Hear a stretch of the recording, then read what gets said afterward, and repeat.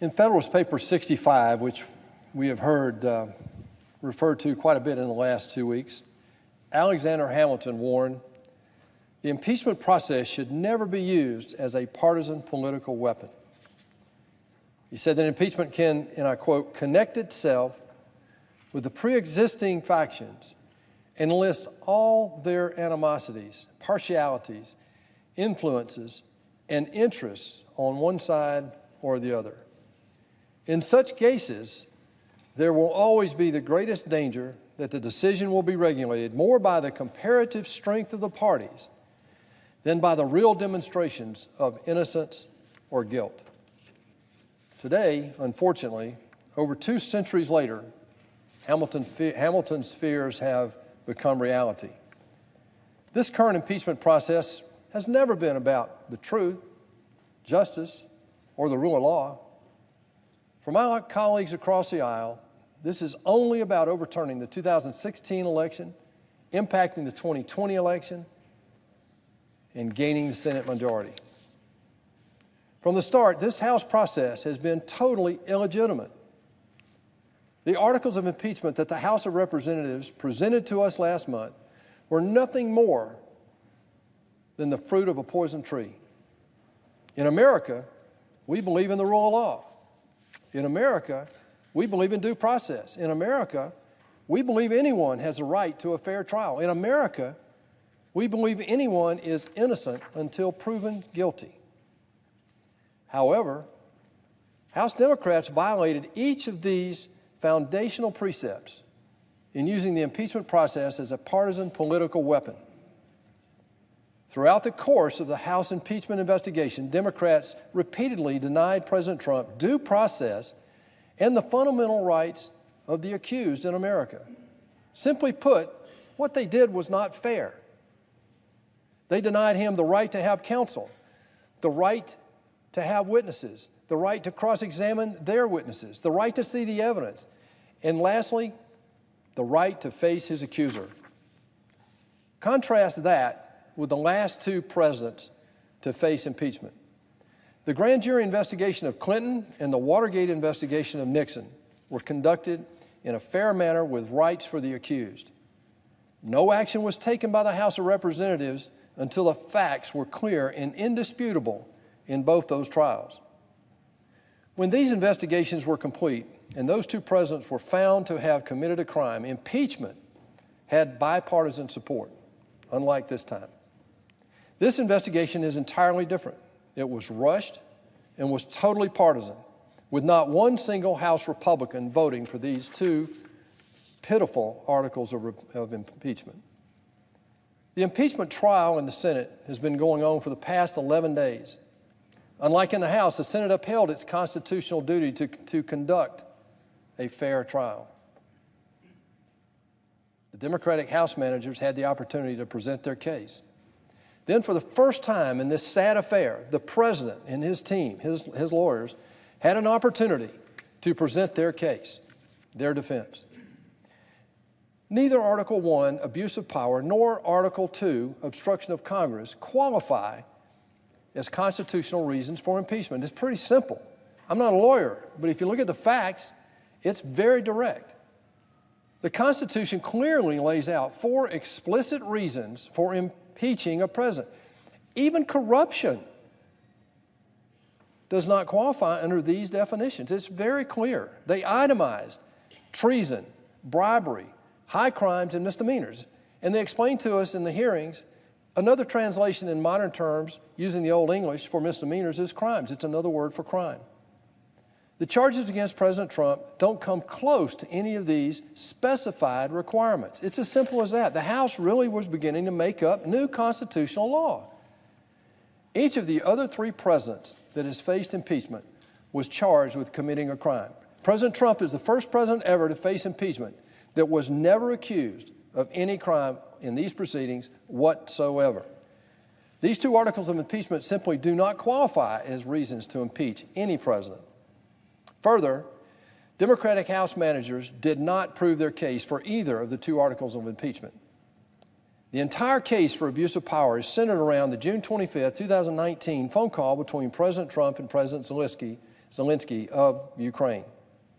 The Democrats allege President Trump only asked for help in investigating the Burisma situation for political gain. It's clear now, after hearing all the testimony, that the primary motivation to ask Zelensky to look into the Biden-Burisma corruption issue was to root out corruption in the Ukraine. Ukraine has had a long history of corruption, and this president was well within his rights to ask for help in rooting out this fairly obvious example of corruption.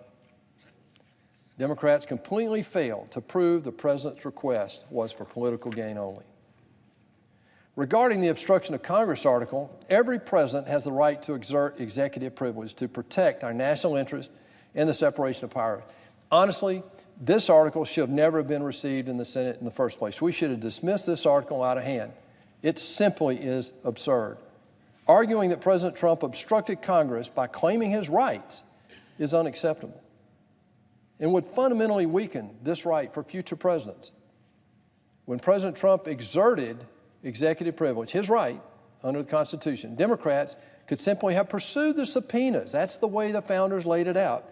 They could have pursued the subpoenas in court.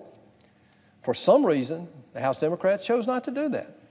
House Democrats were in such a rush that they sent the Senate an incomplete case. That's why I believe the Senate should not have accepted them in the first place, because the process was illegitimate, inappropriate, and incomplete. Bottom line, House Democrats simply did not do their job. In the Clinton investigation, the House investigated for over 400 days before they brought articles of impeachment. There was a conviction. In this case, barely 100. The Democratic House managers brought the articles of impeachment and claimed they had overwhelming proof. Immediately, in their opening statement, they had overwhelming proof.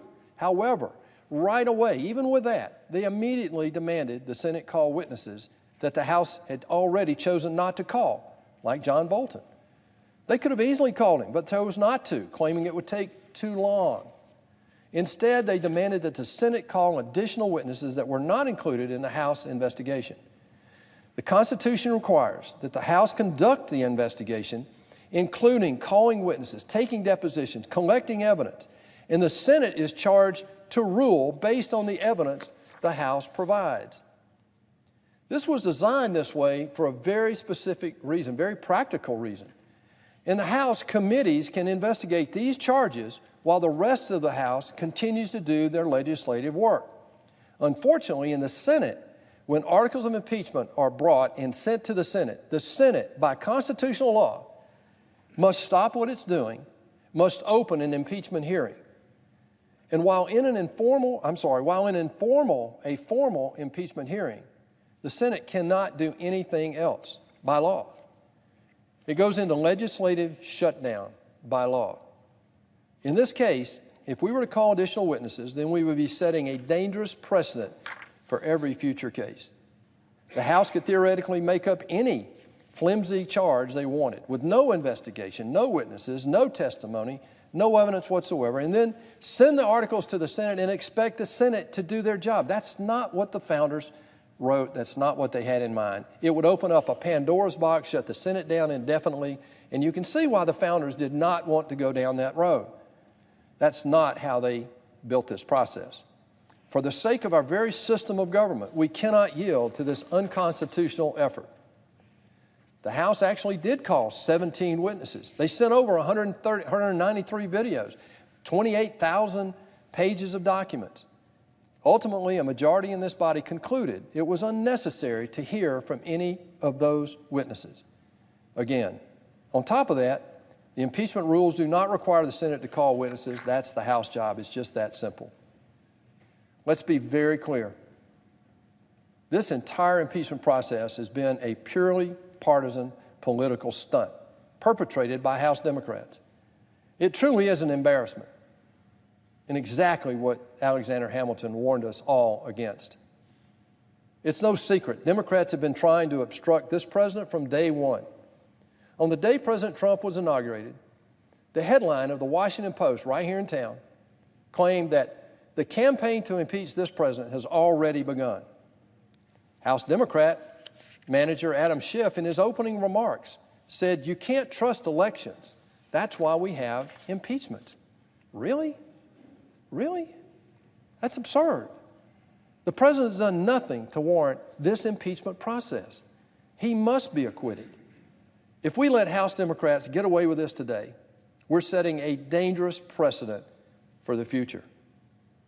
Already, we're in an era of impeachment. In the first 180 years, we only had one impeachment case that came to the Senate and investigated in the House. In the last 45 years, we've had 3 investigated in the House, and 2 have actually made it to the Senate. If we let Democrats improperly use the impeachment process as a partisan political weapon, then it will only get worse in the future.